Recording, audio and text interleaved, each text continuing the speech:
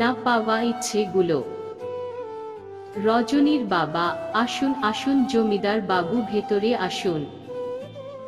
এই গরিব চাষের বাড়িতে এসেছেন আপনি, এতেই আমার জীবন ধন্য। বলুন জমিদার বাবু, আমি আপনার কি সেবা করতে পারি? জমিদার বাবু: ন্যাকামি বন্ধ কর, তোদের মতো ভিখারির দিকে আমার খুব ভালো করে জানা আছে।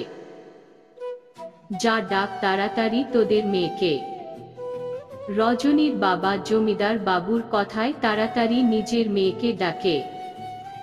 রজনী: আরে কাকা বাবু, আসুন আসুন, এখানে বসুন। মা বাবা, তোমরা কেমন মানুষ গো, কাকা বাবুকে এখনো বসতে দাওনি? জমিদার বাবু: থাক মা, আর ন্যাকামো করতে হবে না। তোমার আসল রূপ আমি দেখে নিয়েছি। তা আমার ছেলেকে ছাড়তে কত টাকা চাই তোমার?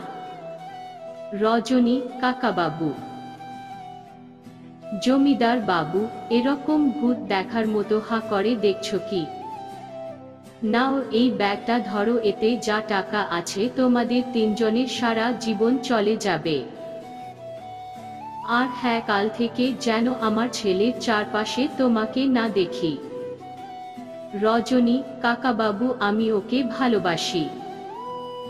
জমিদার বাবু: ভালোবাসা সমানে সমানে হয়, ভিখিরি আর রাজার মধ্যে নয়।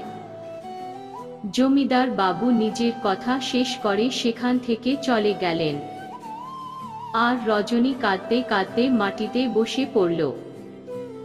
আকাশ: দাঁড়ান বাবা মশাই, আপনার সাথে কথা আছে আমার। জমিদার বাবু: বলো, কি বলতে চাও তুমি? আকাশ: আপনি আজ রজনীদের বাড়িতে গিয়েছিলেন? জমিদার বাবু: বাবা, এত তাড়াতাড়ি খবরও চলে এলো তোমার কানে? হ্যাঁ, গিয়েছিলাম তো। আকাশ: রজনীর বয়স্ক বাবা আর রজনীকে অপমান করে আপনি ভালো করেননি। রজনীকে আমি ভালোবাসি, এতে ওর দোষ কোথায়? জমিদার বাবু: আমি তোমাকে আগেই বলেছি, ভালোবাসা সমানে সমানে হয়, ভিখিরি আর রাজার মধ্যে নয়। আজকের পর থেকে তুমি আর ওই মেয়েটির সঙ্গে দেখা করবে না। কাল আমরা পাশের গ্রামের জমিদার বাড়িতে যাচ্ছি তোমার জন্য মেয়ে দেখতে। আকাশ: আমি রজনীকে ছাড়া অন্য কোনো মেয়েকে বিয়ে করতে পারবো না। জমিদার বাবু: তুমি বিয়ে করবে না, তোমার ঘাড় বিয়ে করবে। স্বামী আর ছেলের কথা কাটাকাটির মাঝখানে ছুটে আসেন শ্রীতমা দেবী।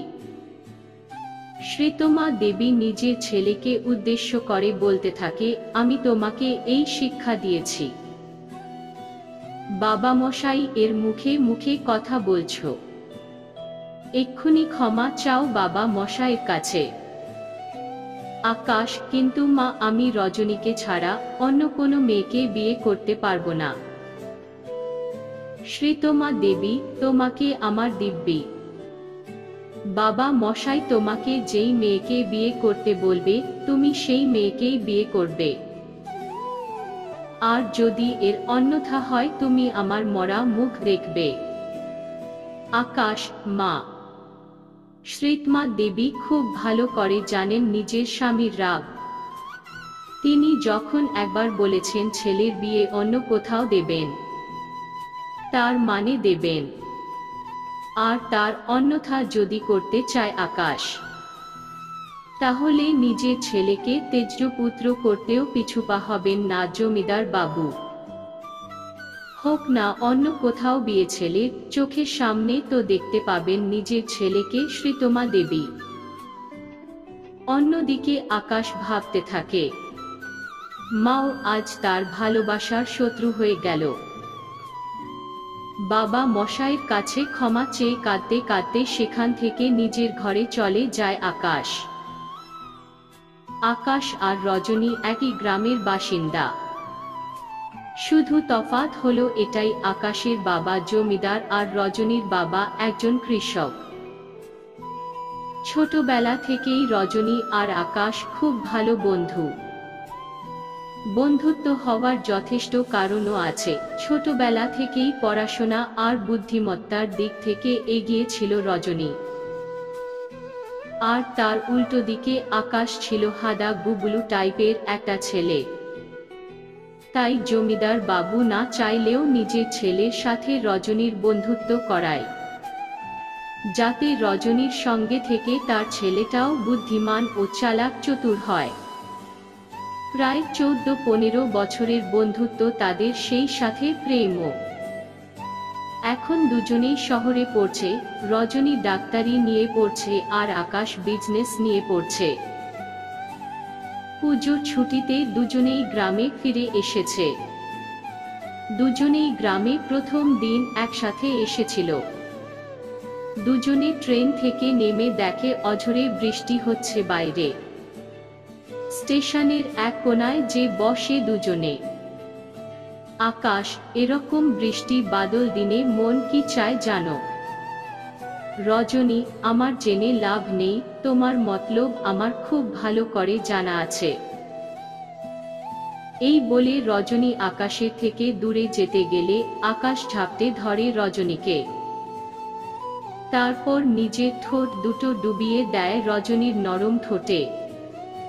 তাদের এই দুষ্টু মিষ্টি ভালোবাসা তাদের গ্রামেরই এক লোক দেখে নেয়।